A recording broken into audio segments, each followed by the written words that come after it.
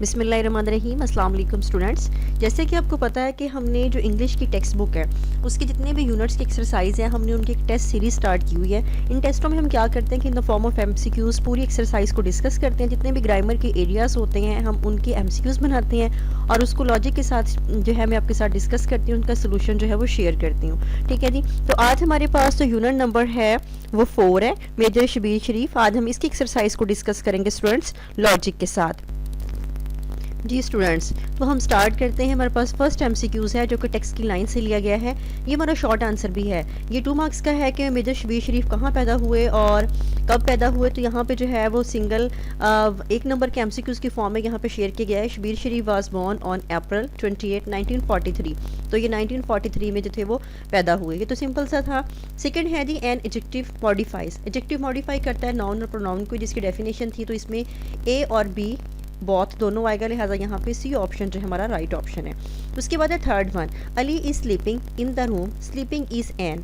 Students, अगर तो हमारे पास हेल्पिंग वर्ब के बाद जैसे इज एम आ रहा है, वाज वा रहा है, डू डज है, डिड है, उसके बाद आपके पास वर्ब के साथ आईएनजी लगा हो तो हमारा पार्टिसिपल कहलाएगा। ठीक है जी, वो हमारा जेरेंड नहीं कहलाएगा।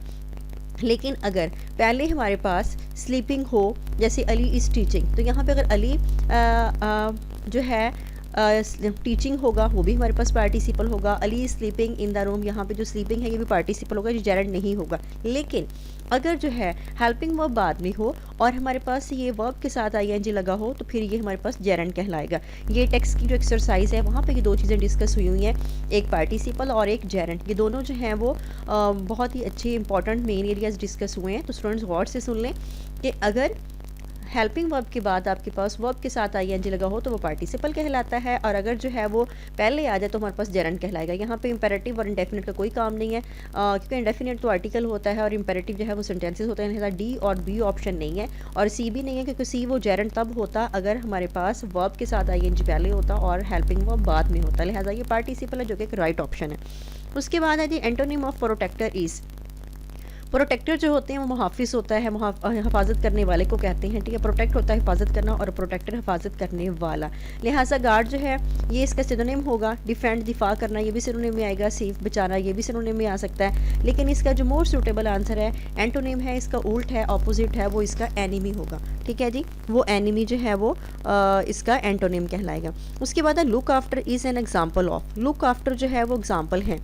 स्टूडेंट्स, वो ईडियम नहीं हो सकता, क्योंकि ईडियम जो है वो उसका एक लिटरल मीनिंग होता है और जो कि ऐसी फॉर्म में नहीं होता जैसे कैट्स एंड डॉग्स है या किलिंग 2 बर्ड्स विद 1 स्टोन, इस तरह के होते हैं और उसका एक जो है स्पेसिफाई मीनिंग होता है, वो हमारा ईडियम कहलाता है। लिहाजा ये एडवर्ब और वर्ब भी नहीं है और ये हमारे पास क्या है जी, फ्रेजल वर्ब है।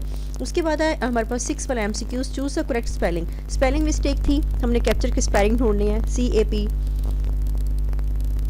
TURE, ये हमारे कैप्चर के स्पेलिंग जो बी वाले हैं ये बिल्कुल ठीक है। उसके बाद है जी 7 option, choose the correct punctuated sentences. हमने करेक्ट पंक्चुएटेड सेंटेंस लेना है, लिहाजा यहाँ पे सारे के सारे रॉन्ग हैं। ये गलती से जो है वो सी लगा हुआ है, शायद सी नहीं है, लेकिन यहाँ पे जो ए ऑप्शन है वो राइट है कि he said comma, inverted commas begin, comma close और एंड पे फुल स्टॉप। लिहाजा ये जो सी कैपिटल है ये इस जो मेन एरिया पे है फोकस किया गया है कि जो करेक्ट पंक्चुएटेड है कि कॉमा के बाद जो इन्वर्टेड कॉमर्स यहाँ से बिगिन और स्टार्ट होते हैं वहाँ पे सी कैपिटल आना है और एंड पे फुल स्टॉप आना है। उसके बाद हमारे पास 7 है कि this tiny boy looks innocent, underline word is. अब टाइनी जो है वो छोटा है, साइज़ को शो कर रहा है, लिहाजा यहाँ प्लेस, रीजन और मैनर बिल्कुल नहीं आने। तो जब साइज़ है तो हमने क्या करना है, एडजेक्टिव ऑफ साइज़ पे टिक लगा देना, क्योंकि टाइनी हो गया, लार्ज हो गया, बिग हो गया, स्मॉल, ये सारे साइज़ को शो कर रहे हैं। उसके बाद the president set in his chair, the underline word is.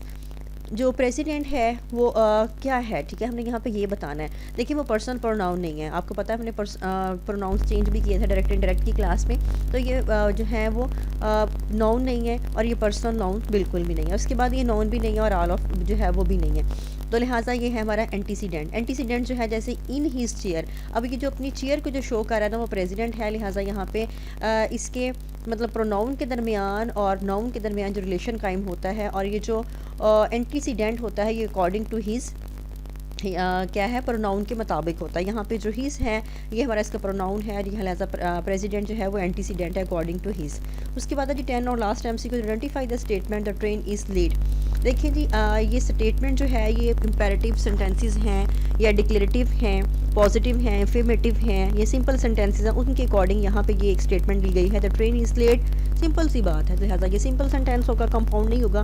Compound तब होता है अगर दो सेंटेंस होते हैं दरमियान में जो एक वर्ड इसको कंजक्ट करता है, लिहाजा तब कंपाउंड होता है। और ये कंपाउंड क्लास भी नहीं है, लिहाजा ये ऑल तो बिल्कुल ही है ना, ये क्या है हमारे पास, ये सिंपल सेंटेंस है। तो स्टूडेंट्स ये हमारे कुछ एरियाज़ थे जो मैंने ग्रामेटिकली पोर्शन आपके लिए निकाल के दे दिया है। उसके अलावा इसका जो है वो सेकेंड एरिया भी था, लेकिन मैंने इतना ज़रूरी नहीं समझा क्योंकि हर चीज़ जो है वो जब आप ट्रांसलेशन कर लेते हैं, आपने एक्सरसाइज सॉल्व करनी है, क्वेश्चन आंसर करने हैं, तो उनमें से ही चीज़ें जो हैं वो आती हैं। सो स्टूडेंट्स मुझे था कि इंपॉर्टेंट जो है वो आपके लिए वो ग्रामेटिकली पोर्शन है, ग्रामर का एरिया है, जो कि स्टूडेंट्स को नहीं पता कि टीचर्स कैसे डिस्कस करेंगे, लिहाजा मैंने आपको in the form of MCQs बता दिया कि इसको हमने कैसे सॉल्व आउट करना है। Students if you have any question about today's lecture you can ask me in the comment section.